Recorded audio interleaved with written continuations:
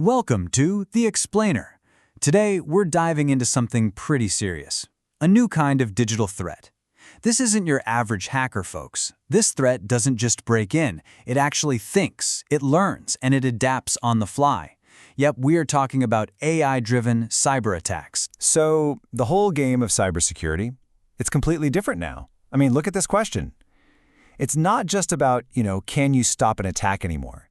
The real question is, are your defenses even capable of fighting back against something that's just as smart as you are and a heck of a lot faster? For the longest time, cybersecurity was pretty straightforward. It was like having a security guard with a book of wanted posters. You knew who the bad guys were, what they looked like. Simple. But what do you do when the intruder can literally change its face in a split second? That's the world we're in now with AI-powered attacks. They're not just faster. They are designed from the ground up to be unrecognizable, constantly shape-shifting in real time. Those old wanted posters? Totally useless. All right, so let's get into what makes this new breed of attack so dangerous. And trust me, it's not just about being fast.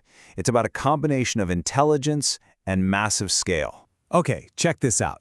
Think about how these three things work together. An AI attacker can scan a network and find that one tiny single weakest link. Then it can whip up a custom-made attack just for that weak spot.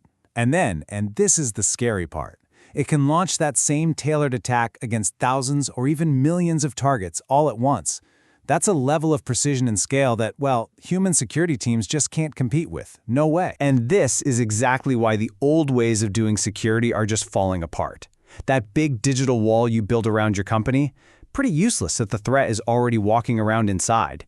And trying to catch malware based on its signature or what it looks like, that's like trying to catch a shapeshifter with a single photograph. The AI-generated threat is literally never the same thing twice. So if the old way is broken, how in the world do you fight back against a threat that could already be inside your network? Well, you have to adopt a totally new philosophy. It's called defense in depth. And it starts with a simple, humbling assumption. A breach isn't a matter of if, it's a matter of when. So what is it? At its core, it's all about creating layers. Think about it like a medieval castle, right? A good castle doesn't just have one big wall. No way. It's got a moat, then an outer wall, then an inner wall, and then you've got guards at every single door. If an attacker manages to get past one of those layers, there's another one right behind it, waiting. That's exactly what defense in depth is, but for your digital world. And this really breaks it down nicely. Modern security isn't just one big wall. It's a whole series of connected systems that work together. You start with really strong digital gates. Who can get in and who can't? Then you secure all the pathways and devices on your network. Then, and this is crucial, you turn your people into what we call a human firewall. And finally, you always have a plan for what to do when a threat actually gets through. See how that works? Each layer reinforces the others. Okay, let's dig into that first layer of defense, the tech shield. This is all about building the right digital walls, doors, and locks to really slow an attacker down and make their life difficult. So a really key strategy here is something called the principle of least privilege. And it's actually super simple. People should only have access to the exact things they need to do their job, and nothing more. Like you see in this table, the marketing manager, they need social media tools, sure, but they absolutely do not need access to the HR payroll system. It's a simple rule, but it massively shrinks the area an attacker can damage. If an account gets compromised, the blast radius is contained. Then, on top of that, you layer on multi-factor authentication, or MFA. We've all used this. It means that even if a password gets stolen, and let's be honest, it happens, MFA acts like a second lock on the door. It needs another piece of proof, like a code from your phone.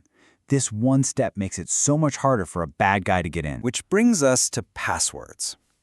We hear use a strong password all the time, right? But what does strong actually mean today? Because the definition is constantly changing as computers get more and more powerful. So what does a password policy that really protects you look like now? Well, here's the checklist for today. First, length. Length is the new king of password security. Forget 8 characters, think 12 minimum. Complexity, mixing cases, numbers, symbols, that still helps. But uniqueness? Oh man. Uniqueness is what stops one company's data breach from turning into your personal catastrophe. Never reuse passwords. And finally, rotating them regularly just closes the window of opportunity for attackers. The key is, it's not about doing just one of these things. It's about making all four of them a standard habit. But here's the thing. All the tech in the world isn't a silver bullet. The human element is just as critical. In fact, your people can either be your single biggest vulnerability or your absolute greatest security asset. This quote really nails the whole idea of the human firewall. The concept is that your best alarm system isn't a piece of software. It's a sharp, well-trained person who can spot something that just feels off. When you get this right, you transform security from being just an IT problem into a shared, collective responsibility for everyone. So how do you build that firewall? You start by teaching people to recognize the enemy's favorite tricks. And as you can see, overwhelmingly, the weapon of choice is still good old email phishing. It's so important to get this. These aren't usually super technical hacks that smash through firewalls.